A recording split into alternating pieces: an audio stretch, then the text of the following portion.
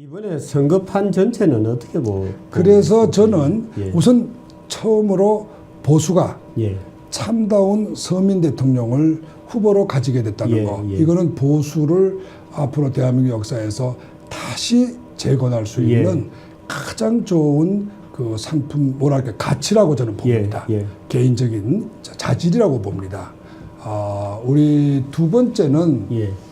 저는 이번 선거의 최대 핵심은 국제 정세의 변화에 대해서 주목해야 예. 된다고 봅니다. 안보 문제죠. 예, 안보 예. 문제입니다. 예. 특히 그 안보 환경의 변화를 저는 지적하고 싶습니다. 국내적으로도 그렇고 예. 지금 아까도 제가 사적으로 말씀을 드렸습니다만 예. 대한민국에서 말이죠. 예. 70년의 건국사에서 예. 소위 종북 좌파라 그럴까 진보 좌파라고 할까 예. 그러한 세력들이 언론, 예. 국회, 검찰, 예. 뭐 법원, 노조, 뭐 모든 이 소위 예. 권력을 다 소위 그 국가의 저변을 완전히 장악한 거는 처음입니다. 예. 이번 탄핵 사건을 예. 계기로 해서 그게 증명된 거예요. 예. 김대중 노무현 대통령 때는 예. 강력한 보수 언론과 국회가 있었고 검찰, 법원이 있었습니다. 예. 그러나 지금 현재 탄핵 정국을 계기로 해서 대한민국은 이 핵심적인 권력층을 모두 다 보수가 뺏기고 예. 종북 소위 좌파라 그럴까요? 진보 세력에게 모두가 다 뺏겼습니다. 예. 이제 남은 거는 유일하게 대통령 자리 하나예요. 예. 그런데 이 대통령 자리가 가지고 있는 의미가 있습니다. 예. 그거는 경찰권, 예. 군대, 통수권, 예. 외교권, 예. 예산 편성과 집행권, 예. 조세권, 예. 이러한 모든 국가의 가장 중요한 인적, 물적 설비를 예. 소위 모빌라이저, 예. 동원할 수 있는 동원력입니다. 예. 이게 대통령의, 국회가 갖지 못한 대통령의 굉장한 권력이에요. 예. 저는 이 권력을 국가 권력의 약 반이라고 보고 있습니다. 예. 물론 뭐 경우에 따라서는 40%인지도 모르겠습니다만은 예, 예. 적어도 국회나 법원 권력을 다 합친 거와 맞먹는다고는 의미에서는 예. 50%의 권력입니다. 예. 이 그렇습니다. 권력을 그동안 좌파가 못 가졌기 때문에 예. 다른 건 다 가졌는데 예. 다른 건 다 가졌는데 요 하나를 못 가졌기 때문에 이번 탄핵 사건이 일어난 겁니다. 예. 그래서 만일에 의도한 대로 예. 이 대통령 자리까지 차지하게 되면은 대한민국의 모든 국가 권력은 소위 진보 좌파에게 넘어가고 예. 보수는 아무런 권력이 없는 그야말로 제2등 국민으로 전락합니다. 그것이 제가 가지고 있는 예. 이번 대선의 의미라고 저는 봅니다. 그렇게 보시면 이번 대선이라는 것은 4년마다 또는 5년마다 늘 있어 왔던 일상적 선거라기보다는 앞으로 대한민국의 운명을 가르는 결정적, 말하자면 획기적 시기에 있는 선거다, 이런 얘기시거든요. 그렇습니다. 이번은 국가의 대한민국 운명을 좌우하는 선거가 될 겁니다. 예. 이번 선거가 그와 같은 의미를 가지게 되는 건 아까도 말했지만 예. 이미 소프트웨어 그 권력들이 모두가 다 차지한 상태에서 이번 대통령 권력이라는 마지막 50%의 권력을 차지하는 것이기 때문에 이번 이 대선은 종래 어떠한 선거에서도 가지지 못했던 결정적인 의미를 가지고 있습니다. 두 번째는 제일 제가 강조하고 싶은 거는 아까도 말씀드렸지만 국제 정세의 변화예요. 예. 이번에 트럼프 대통령이 북한의 핵무기와 미사일에 대해서 무력을 써서라도 이것을 제재하겠다. 말하자면 없애겠다. 이렇게 공언을 하지 않았습니까? 어떤 분들은 그거 뭐 맨날 하는 소리야. 지난 30년 동안 미국은 해왔던 거야. 그렇게 말합니다. 저는 그렇지 않다고 봅니다. 왜냐하면은 지난 30년간의 그거는 북한이 핵무기 개발하는 거를 가정을 말한 거예요. 예. 지금 문제점은 어디에 있냐면 핵무기 개발이 끝났다는 데에 있습니다. 예. 개발은 끝난 거예요. 이제 실전 단계에 ICBM으로 들어갔습니다. 간다는 거죠. 이제는 실전 단계에 들어갔습니다. 그렇기 때문에 종전 30년 하고 지금하고는 의미가 달라요. 예. 지금 이 상태에서는 미국의 그동안 모든 대통령들이 소위 수건 돌리기로 해서 미루고 미뤘던 결단의 순간이 결국은 닥친 겁니다. 예. 이제 트럼프는 더 이상 수건 돌릴 때 시기가 돌릴 수가 없어요. 예. 이 상태에서 만일에 미국이 이거를 스톱 못 시키면 예. 미국은 바로 북한의 핵 미사일 공격의 위험에 직면합니다. 예. 그러면 미국이라는 나라가 이러한 미사일 핵무기 위협에 직면한 적이 없습니다. 예. 물론 어떤 분들은 소련이나 중국을 이야기를 해요. 예. 그 사람들이 핵무기 다 갖지 않았냐. 그런데 미국은 제재하지 않았지 않았냐. 예. 그건 이야기가 다릅니다. 이거는 다 강대국 간의 핵무기는 하나의 국제 질서예요. 예. 그렇지만 북한이라는 소위 말해서 약소국이라고 그럴까 하는 상습적인 국제법 위반 집단이 핵무기를 가지는 거는 마치 탈레반이나 아이시스가 핵무기 가지는 것과 별반 다름이 없습니다. 예. 이러한 상태에 이거를 중국 소련의 핵무기 가지는 것과 같은 상태로 해석한다고 하는 것은 참으로 세상 물정을 모르는 문제는 이야기라고 그런 봅니다. 국제 안보, 국제적 어떤 그 환경 변화 속에서 치러지는 대선이죠. 그렇습니다. 이것이 같은 시기에 지금 맞물려 있는 거예요. 그렇기 때문에 이번 대선의 의미가 대한민국의 2017년이 대한민국의 역사의 운명을 바꾼다고 하는 것은 제가 헛소리가 아닙니다. 이 모든 객관적 데이터를 쫙 보면요. 지금 2017년은 대한민국의 운명을 좌우하는 해입니다. 이번 대선이 그렇습니다.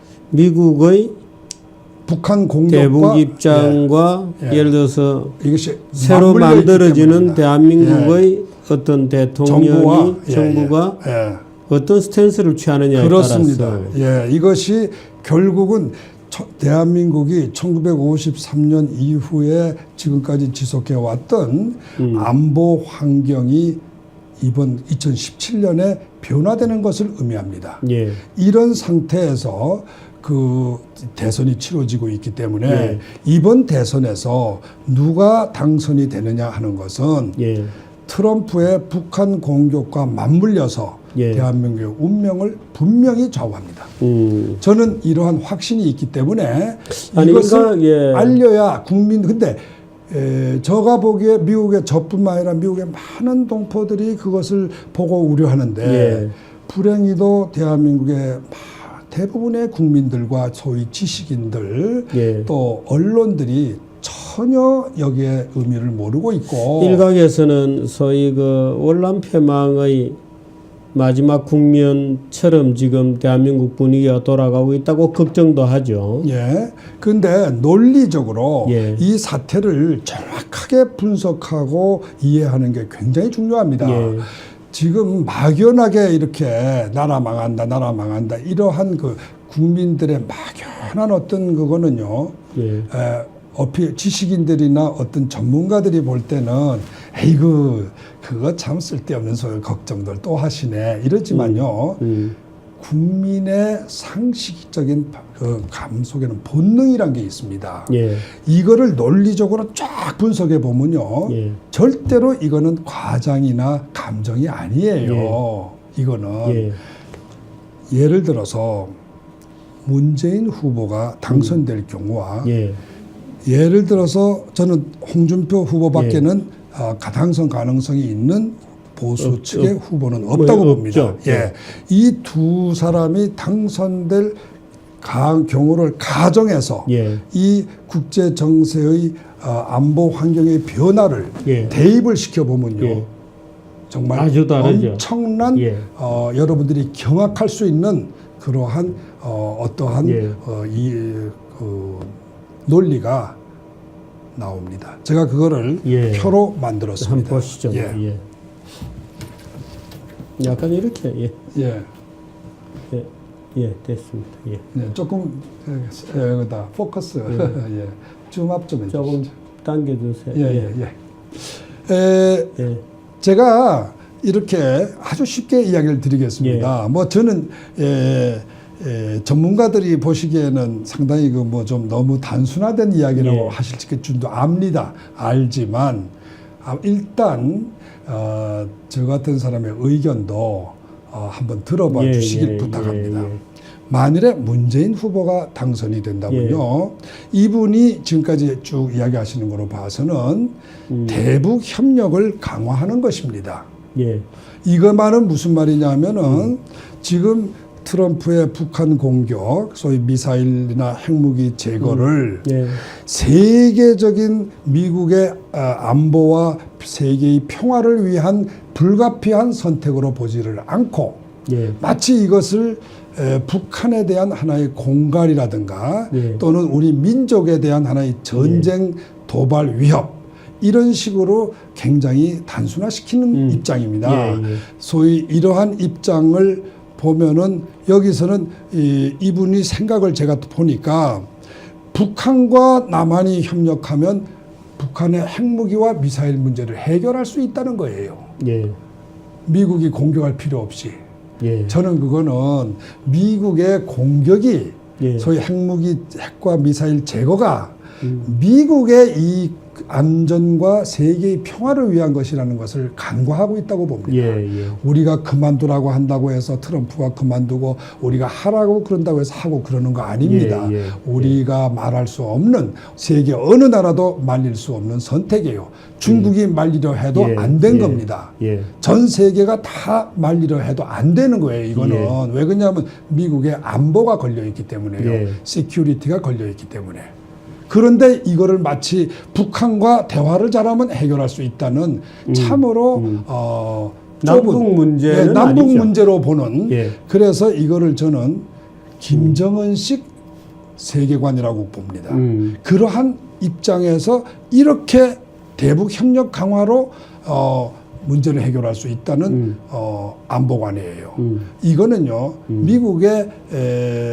미국이 북한의 핵무기와 미사일을 제거하는 것이 미국의 안전과 세계의 평화를 위해서 예. 불가피한 선택이라는 미국의 근본적인 예. 입장을 무시한 겁니다. 예. 그러면 한미 동맹은 균열이 붕괴될 오게- 수밖에 없습니다. 균열이 오게. 예, 어쩔 수가 없어요.